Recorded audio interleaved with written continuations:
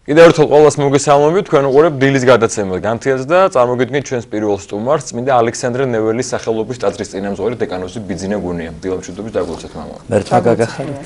მამ ბიძინა, აი რამდენიმე დღეში დიდი მარხვა იწყება და ალბათ განსაკუთრებით მარხვაში, თუმცა ყოველდღიურ ცხოვრებაშიც, მაგრამ ალბათ მარხვაში განსაკუთრებით ადამიანი უნდა ცდილობდეს საკუთარი ცოდვის შეცნობაზე და ბუნებრივი ამ სინანულზე და აი ხა ეფრემას უშლოცები იკითხება, სადაც ჩვენ ვთხოვთ უფალს რომ მომაინკიმე განცდა ერთვით და ცოდვათა. რაოდენ მნიშვნელოვანია მამაბიძნე რომ ადამიანს ხონდეს განცა თავის ცოდვის. აი რაღაცა ფიქრობდეს, რა შეიცოდვა, რა არის ცოდვა და აი ეს სულიერ გზის განვითარებაში, მის წარმატებაში რამდენად აუცილებელია. ობედლის ყოლისა აღნიშნავ იმ გარემოებას, რომ თანამედროვე საზოგადოებაში ცოდვის ცნება ერთობ მინავლებულია. აღარ ვლაპარაკობ არასამთავრობო ორგანიზაციების ტერმინოლოგიაზე ან თუნდაც სამთავრობო საერთოდ არ ფიგურირებს იქ ცოდვა. საერო ფსიქოლოგიებშიც კი ცოდვის ცნება არ არსებობს. აქედან გამომდინარე, შეიძლება ითქვას, რომ მორღვეულია შეფასების მთელი სისტემა და განსხვავებულ შეხედულებებთან გვაქვს საქმე.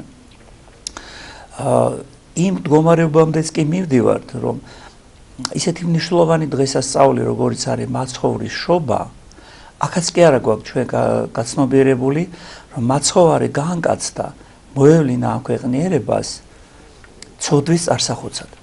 რომ მაცხოვრის მოვლინება, კევე მაცხოვრის მტრეთით აღდგომა, თუნდაც ყოვლადწმინდა ღვთისმშობლის მიძინება და ასე შემდეგ ადამიანთა ცოდვის ბატონობისაგან განთავისუფლებას ემსახურება. თუ ჩვენ ცოდვის ცნებას ამოვაგდებთ, მაშინ გამოდის, რომ მაცხოვრის შობა ესე იგი გამოვლინდება ადამიანთა ქმედებებში შემდეგნაირად. საშობაო ნაძვის ხვის მორთვა, საშობაო კარნავალები, საშობაო შოპინგები, ერთმანეთისთვის მილოცვა, მაგრამ რას ულოცავთ, როგორც ჩანს, სიღრმისეულად არ ჩანს. ძალზე მკაფიოდ საუბრობს ამის შესახებ უწმინდესი და უნეტარესი სრულიად საქართველოს კათოლიკოს პატრიარქი ილია მეორე. იგი 2013 წლის საშობაო ეპისტოლეთი გვაფრთხილებს.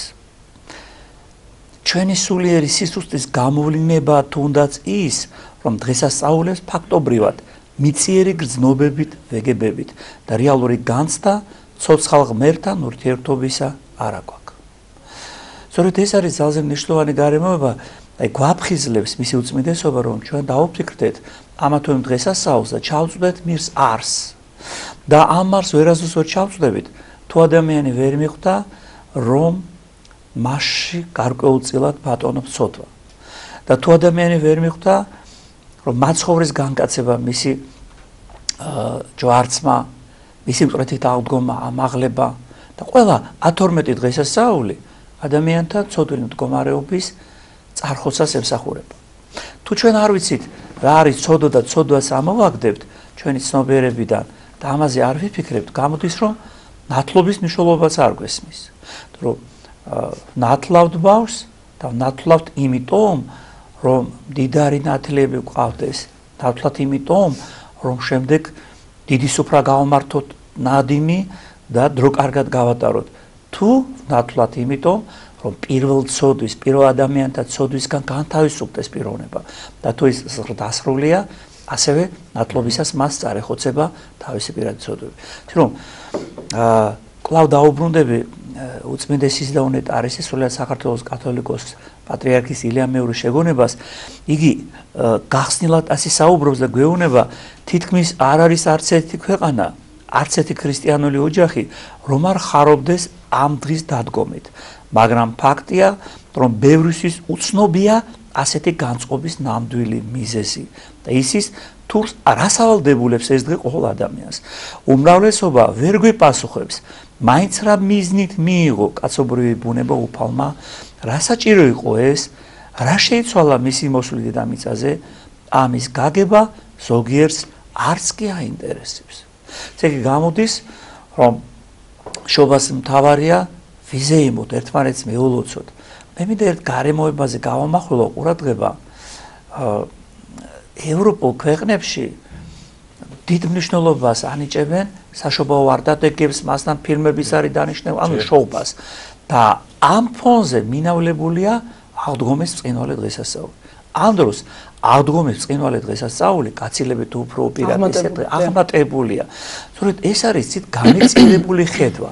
განა შობის დღესასწაულთან არ უნდა იყოს რაიმე საზემო დაკავშირებული, მაგრამ თუ ჩვენ შობის დღესასწაულის უმთავრესი სულიერი მდგენელი დავკარგეთ, მაშინ რაღაც შეიმოვდა. ანუ ეს ყველაფერი არ გვესმის, რაზეც ასე ცხადად მიგვიდითა უწმინდეს. ახლა რა არის ამის მიზეზი?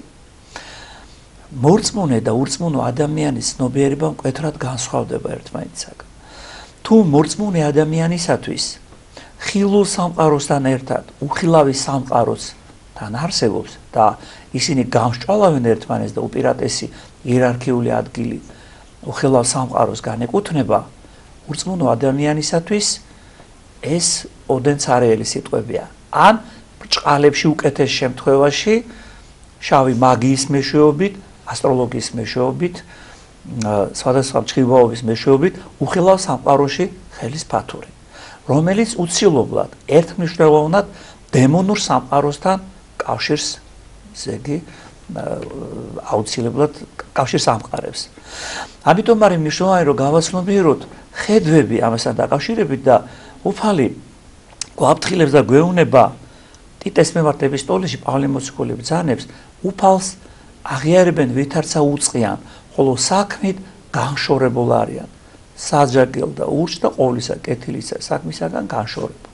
ანუ ლაპარაკი იმაზე რომ დიახ ადამიანები აღიარებენ უფალს, მაგრამ ეს ზედაპირული აღიარებაა. დიახ ადამიანები ამბობენ რომ მათ ისინი ქრისტიანები მართლმადიდებლები არიან, მაგრამ ავიწყდებათ ერთ-ერთი უმთავრესი შეგონება უფლისა. იგი ბრძანებს, ვისაც ვუყვარდე მე სიტყვანი ჩემნი დაიმარხნეს და მე აგზელებს და ვისაც მე არა უყვარდე სიტყვანი ჩემნი არა დაიმარხნეს. როგორ მივეგებოთ აღდგომის ბრწყინვალე დღესასწაულს, ჩვენ ხა შობის მარხვის მოსამზადებელ ბოლო შვიდეულში ყოფებით დაიწყება შობის მარხვა, უკაცრავად აღდგომის მარხვა ორშაბათიდან და როგორ მივეგებოთ აღდგომის ბრწყინვალე დღესასწაულს. მხოლოდ იმით, რომ წითელ პარასკევს კვერცხები შევღებოთ წითლად, ძალიან გემრიელი პასკა დავამზადოთ, შემდეგ არც დაველოდოთ წირვის დასრულებას, ვიხმიოთ ეს ყველაფერი, წავიდეთ სოფელში, გავმართოთ გარკვეული ნადინი, სასაფლაოზეც მივიდეთ და ეს არის ყველაფერი. ანუ არც მარხვა ყოფილა რაიმე, არც ლოცვა, არც აღსარება. თვითონ უფალი ბრძანებს, რომ თვინიერ ნათლისმცემი ისე ვერ არაით განვლას თვინიერ ლოცვისა და მარხვისა. ესე იგი, თუ ადამიანი ფიქრობს, რომ მას არ ჭირდება ლოცვა და არც მარხვა, მას არ ქონია განცდა ცოდვისა და ვერ ფიქრობს, რომ იგი ცოდვით არის დაზიანებული. ცოდვით დაცემის შედეგად დაზიანდა ადამიანის გონება, დაზიანდა ადამიანის ნებელობა, იგი ძალიან შესუსტდა. აი როგორც ლერწამი ქარში ისე მიიდრიკება, ხან მარჯვნივ, ხან მარცხნივ. დაზიანდა ადამიანის გული, გულში ანატომიურ გულს არ გულისხმობ და ამის აღდგენა საჭირო, მაგრამ აქ საჭიროა ორი ნების ერთობა. უფლის განზრახულობა და ადამიანის ნება. უფალი ყოველი ადამიანის ცხოვრების წადნელი, იმიტომაც განგასდა იგი, მაგრამ არა ყოველი ადამიანი თავისი ცხოვრების წადნელი გახლავთ.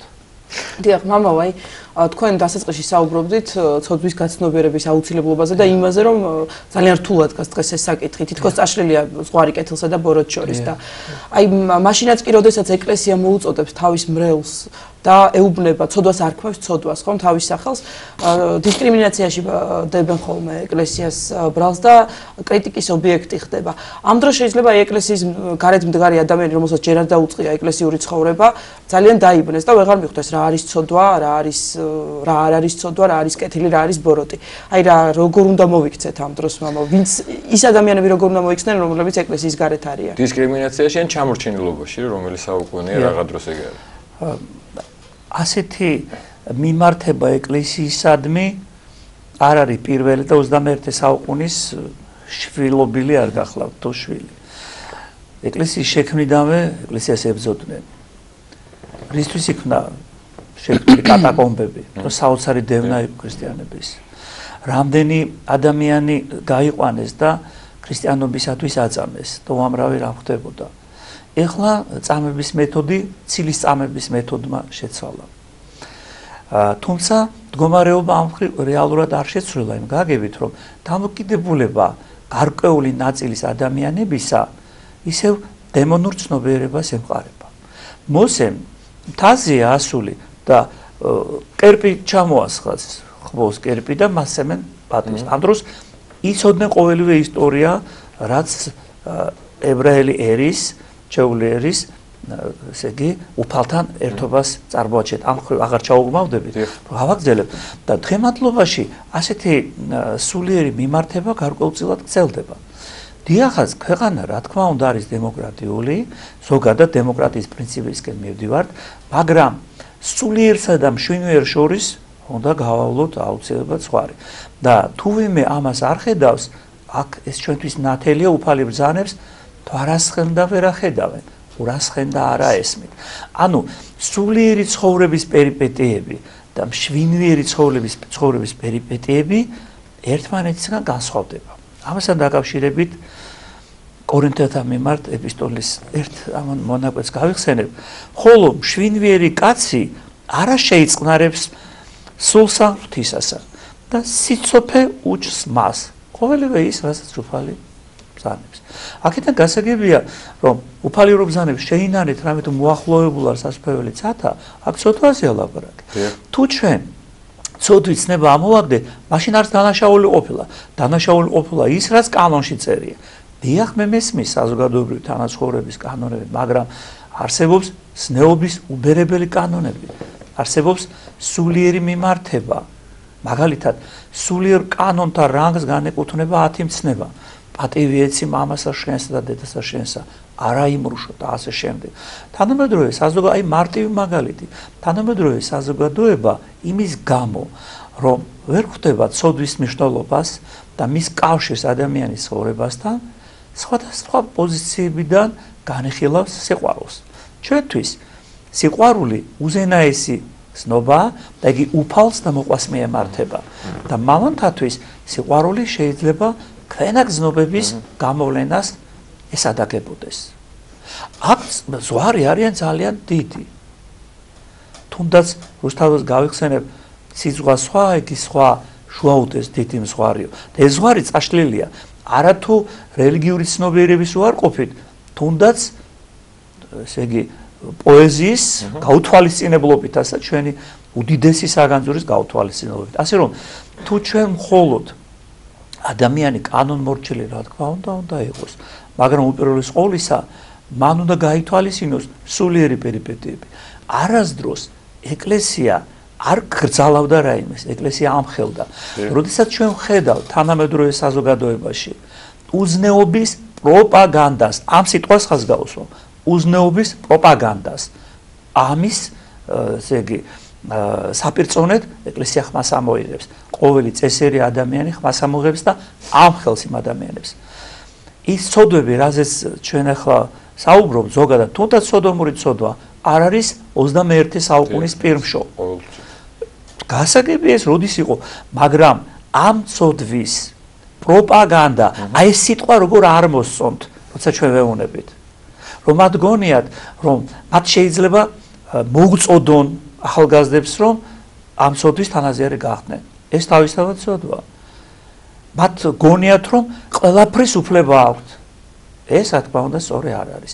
ასე რომ საზოგადოებაში კარგი იქნება თუ ამაზე იფიქრებენ, თუნდაც არასამთავროები, რომ მათ ანალიზის დროს არ გამორჩეთ მნიშვნელოვანი ადამიანის რაობა.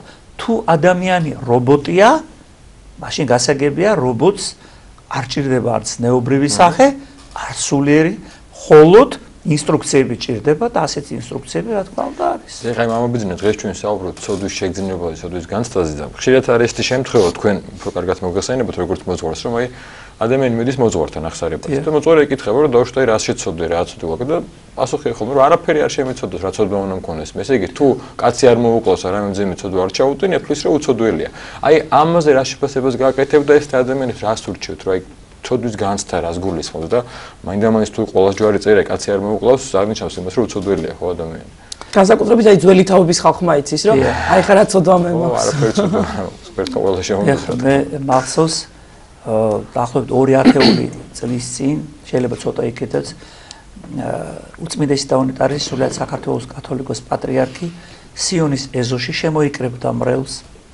იქ უნდა სასულიერო პირების და იყოს ცოცხალი საუბარი, იყო ბიბლიის განმარტება. და ერთმა ქალბატონმა, ხნოვანმა ქალბატონმა აწია ხელი და უთხრა, თქვენ უწმინდესობაო, მე არა მაქვს ცოდვები ჩადენილიო. და უწმინდესმა ესე იგი უპასუხა, რომ ეს ძალიან კარგია. მაგრამ აი მაინც რა მიგაჩნიათ თქვენ ცოდვადო. ისეთ რა, მე ჩემი მეუღლისთვის არასდროს მიღალატიაო. ეს ძალიან კარგია, ეს ძალიან მშვენიერია, მაგრამ ამის გარდა უამრავი ცოდვებია. მაგალითად, პირდაპირ წერია წმინდა წერილში, ყოველი ადამიანი ცრუ არის.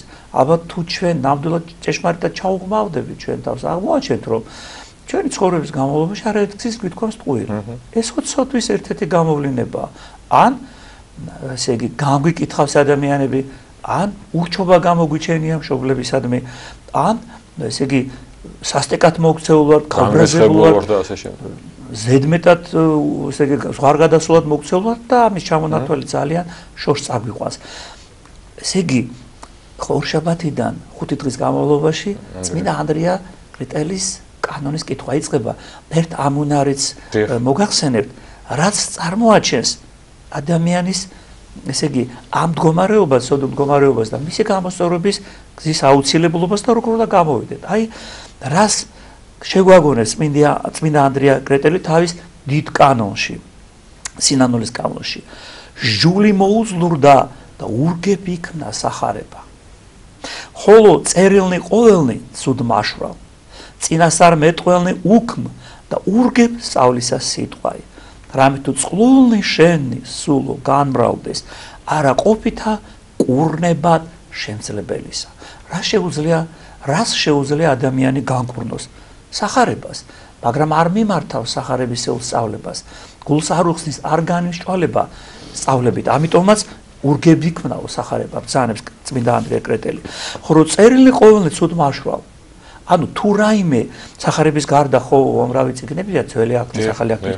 არც ამას არ მიმართ. წინასწარმეტყველნი უქმდა ურგებ, იმიტომ რომ არ მიმართა ამ სიტყვებს, არ მოისმინა და წყლული გაუმრავდა და გამრავდა, იმიტომ რომ არა ყოფითა კურნებად შემძლებელის, ანუ იმ სალბუნს არ დაიდებს, არ მიმართავს უფალს. ამიტომაც არის ძალზე მნიშვნელოვანი გავითვალისწინოთ უფლის ერთ-ერთი შეგონებას, რომელთა მიმართ ეპისტოლეში პავლე მოციქული ბრძანებს. რამე თუ უმერცა იყვნენ იგინი სიმართლესა ღვთისასა და თვისა სიმართლესა ეძიებდეს, დამტკიცება და სიმართლესა ღვთისასა არა დაემორჩილა. ამიტომაც წერია მიეც კეისარსა, კეისრის და უფალს უფლისა. დიახ, ჩვენ უნდა დავიცვათ სამოქალაქო კანონები, უნდა შევქმნათ ისეთი კანონები, რომლებიც ესე იგი საზოგადოებისათვის იქნება მისაღები, მაგრამ არ უნდა დაგვავიწყდეს ზნეობის უბერებელი კანონები და სულიერი ცხოვრების მთელი ასპექტი. ძალიან დიდი მადლობა. დაგლოცეთ მამაო. მერტმა დაგლოცეთ. შევახსენეთ მაყურებელს, სტუდიაში საუბრობდა წმინდა ალექსანდრე ნეველის სახელობის ტაძრის წინამძღვარი დეკანოზი ბიძინა გუნია.